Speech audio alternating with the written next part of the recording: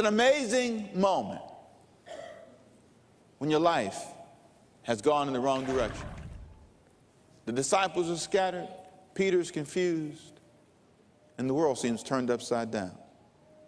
Some of us don't do well with sudden problems, unexpected challenges, storms coming into our life. It's an amazing moment when you find yourself in a place that you can't explain. Jesus is standing there, but he's looking beyond the circumstances. He's looking beyond the pain, the whips, the abuse. Walking up that hill, he's thinking about you. If I just can get past this, a resurrection's coming. And as he hangs there on the cross, and he makes this incredible statement, it is finished. It's done, it's over. And you would think, most Christians tend to think, what a great story. Believe me, that's not the end of the story, that's the beginning of yours.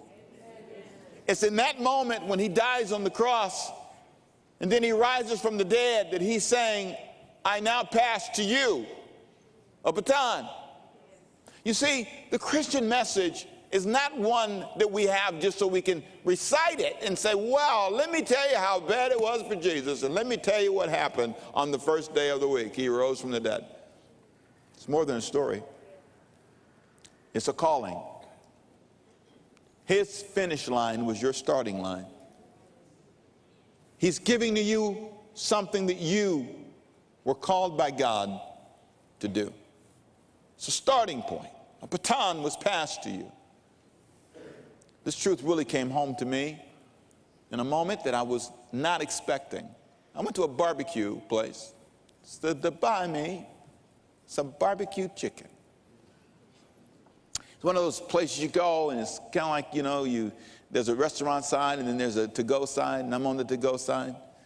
And just kind of waiting around, and this guy who's in his mid-80s, he looks over at me and he says, Ricky Temple, is that you? And he yells my name, Ricky Temple, is that you? And he starts this bobbing. And then, I'm not exaggerating, he does this little jig like this. And so I'm embarrassed because he's yelling it across the room. And everybody now is looking, and he starts saying, Ricky, that is you, that is you. And he comes over to me, and I'm trying to get him to be quiet. And do you remember that baboon in the Lion King, Rafiki? That's what he's like. And he's jumping, I'm not exaggerating. He was doing this, and he was bobbing back and forth, and then he says, I know your people. Okay, you know my people. He says, you are from Sapelo Island, Georgia, your people. And they prayed for you. They were waiting. And I'm just confused. What? I just came to get some chicken. What in the world? It's incredible. He's yelling. He's screaming. And he starts to name my relatives. He knows them. My grandparents, my mom, cousins. I was born in Savannah, Georgia, but raised here. Went through all the schooling here. And then after graduating from college here, I ended up back to Georgia. I went there only for 2 years. You know, you have that move home thing. We did that move home thing, and then we moved back here. And I finished college here and then went back there and pastored for 30 years, and now I'm here. Amazing. Here and there, really. But the point is, in that moment, my life flashed before me. He started dancing, and he said, your people from Sapelo Island, Georgia, they prayed for a man of God to rise up in the family. He said grandparents of yours, and he started naming aunts, he started naming people. He says they prayed many, many, many prayers. And he didn't stop there. I kid you not, he started singing. God said, and you, I'm thinking, would you stop? Don't do that. But he would not stop.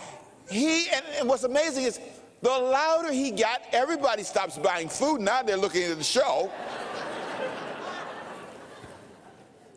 But in that moment, his point to me was, a baton was passed to you.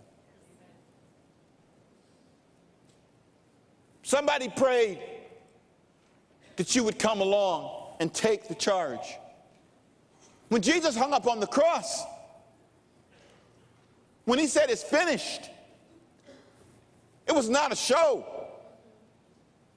In that moment, in that restaurant, as loud and as embarrassing as it was, I would have never known that. Nobody had ever said to me, you are the product of prayer. My mother never said that to me. My aunts never said that to me. He knew people in my family I had never met. He told me what they prayed.